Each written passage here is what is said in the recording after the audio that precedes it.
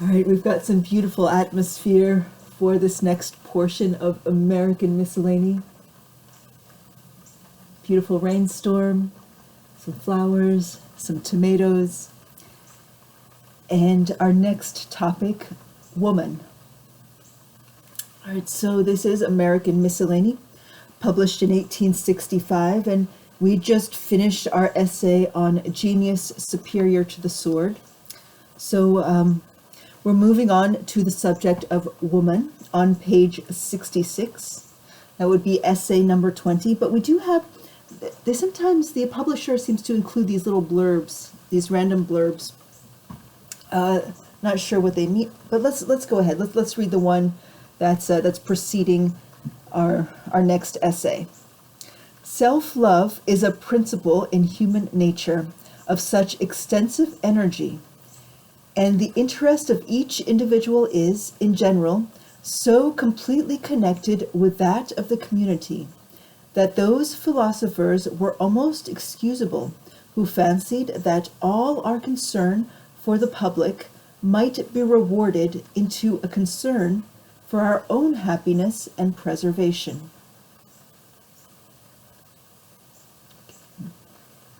All right, let's see what they had to say about woman in 1865.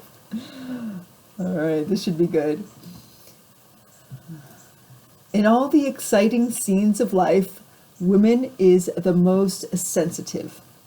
If they be joyous, she is the first to smile. If they be sorrowful, she is the first to weep. When a company have assembled, when all is unbroken silence, and the men seem not to know what to say, nor how to say it, her animated tongue is the first to relieve the embarrassment, enliven the scene, and set all other tongues in motion. Whatever may be the ceremony, she is the first to enter into the spirit of the occasion. In the moment of danger, she is the most conscious, yet the most self-possessed, while she most skillfully parries the impending blow. In love, she is the most ardent, yet the most modest. Amid the domestic trials of her household, hers are the first and deepest pangs, yet she is the most patient under them. In the afflictions of others, her warmer heart is the first to sympathize, while her kinder hand is first extended to bless, to solace, and to save. However evil association may sometimes pervert her nature, these traits are her instinctive primeval virtues, which, while they elicit the profound respect of man, claim for her his sympathy and prompt assistance under all the trying circumstances of life, whether he happen to be a brother, a neighbor, or a stranger. The Americans are noted for their civility to the ladies, above the people of all other nations, yet more kindness would be still better, and more just as well as more natural. Woman is the first to befriend, and the last to desert. Like Mary, she is last at the cross and first at the grave. The greater a man's misfortunes, the deeper his disgrace, the more he is forsaken by the world, the closer she clings to him, even more eager to share his sorrows than his joys. Though his path lead through flowery vales, through flowery plains of pleasure, or the shadowy vale of sorrow, yet to the very brink of the grave is she found close by his side. And though barren and dreary be their journey of life, she gathers as she goes the few isolated flowers that grow by the way. With them she tries to comfort him, and though her heart be breaking, cheers him with her smiles. As the meteor shines brighter with the increasing darkness, so her benign spirit sheds its brightest luster upon his darkest hours. When man's path in life is beset with troubles on every hand, When his spirit is borne down to the earth, when none else will heed his cries, and he is about to faint by the way, when life is a burden, and relief can be nowhere found but in death, then woman flies to his rescue. And with that sweetest balm for a wounded spirit, with her words of consolation, she revives the courage that is about to falter, soothes the heart that is ready to break, and, as a blessed convoy, by her smile and song, lead him gently and safely through all the bleak deserts of life. When man looks back upon the troubled seas of life, when he beholds he beholds its mountain surges about to overwhelm him, and when, as he starts forward, he sees the Jordan of death lying before him, when he is about to sink down in despair and die, woman comes as his deliverer, and by her tears and prayers opens a way for his escape. Fuck.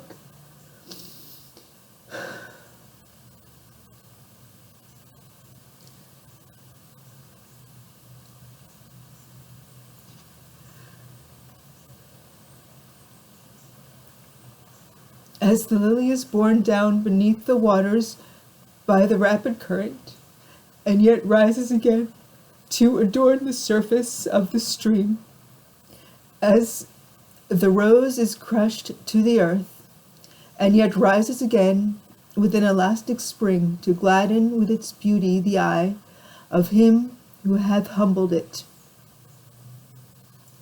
So woman, like the lily, is submerged beneath the waves of the troubled waters of life, yet her buoyant spirit rises again above them. So woman, like the rose, is crushed beneath the iron heel of the tyrant man, made a tyrant by the intoxicating draught. Yet she rises again to resume the duties of her household, as if nothing had happened, to feed and clothe the mass who hath robbed both her and her helpless offspring of their own food and raiment, daily to forgive his daily crimes, and to kiss the lips that cursed her, and press the hand that smote her. Though she rise at early dawn, and toil on till her midnight lamp goes out, only for want of means to replenish it, slowly to earn what he so quickly spends, for that which rewards her industry, not as she had hoped with the comforts of life, but with its worst miseries. Though with a broken heart and weeping eyes and feeble hands, she earns money to buy bread, which he expends for that which draws down violence upon her own head. And though under the influence of liquid poison, he daily abuses her, yet in the forgiving spirit of her Savior on the cross, she exclaims, he knows not what he does. He is not himself. While she patiently drinks the cup of misery, he presents to her its very dregs, and though he robs her of everything dear to life, she cannot or will not believe him her enemy. If by dissipation he reduce her to poverty and abject want, while her children are crying for bread, she forbears to partake of the scanty repast, though she starve herself until she has appeased the hunger of her famishing family. However heart-rending her troubles, she patiently bears them, while her noble spirit forbears to call for assistance. She not only binds up the wounds of her own household, but wanders forth into the world to seek out other objects of charity. She forgoes her own comfort to promote the comfort of others, and perils her own life to rescue others, as did the Mexican woman shot dead on the battlefield in Mexico, as she carried water between two contending armies, with which she moistened the parched lips of the wounded and dying, not only of the Mexicans, but of the Americans also. Thus did the mercy of woman cope with the cruelty of man, by striving to soothe the wounds of both parties, while fresher wounds were yet being inflicted by both.